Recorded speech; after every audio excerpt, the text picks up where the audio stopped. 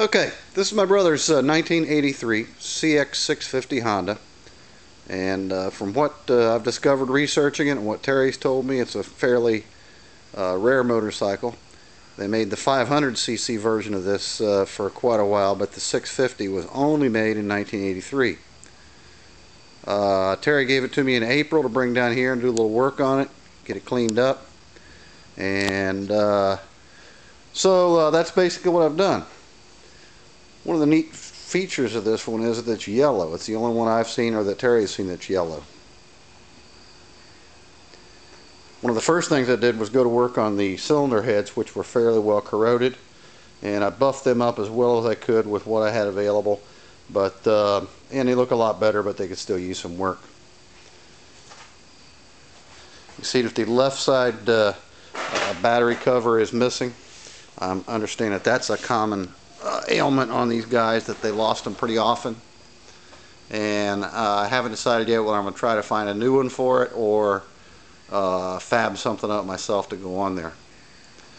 It was also missing a I think it was a Honda logo on the rear fender here, and I've covered up those two mounting holes with a reflector.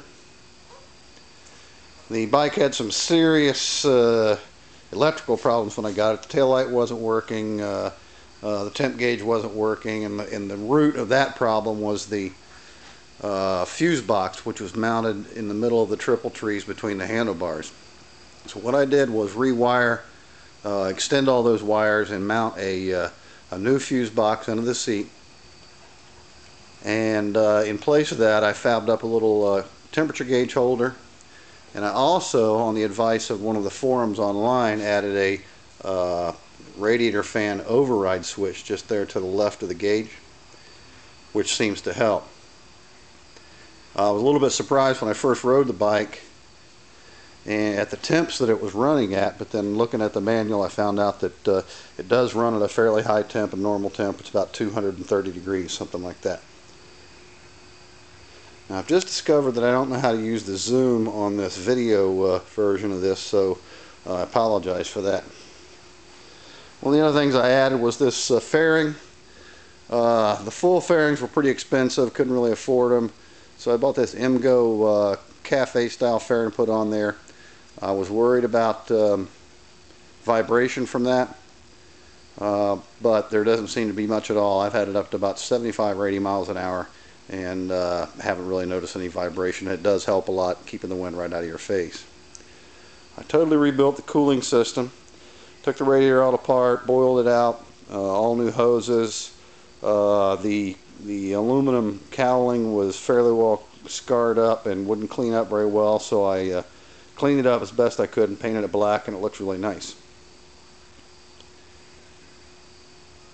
Also redid the front brakes.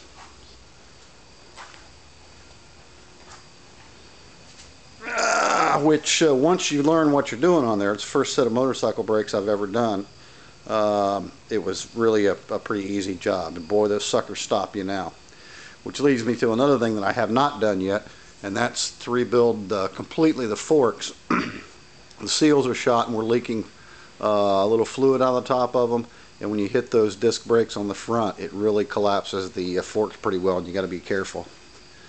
The engine has run great ever since I got it. No problems at all with that. Fires right up. There was some corrosion and stuff in some of the electrical wiring in the battery system there. I had to replace the flasher can.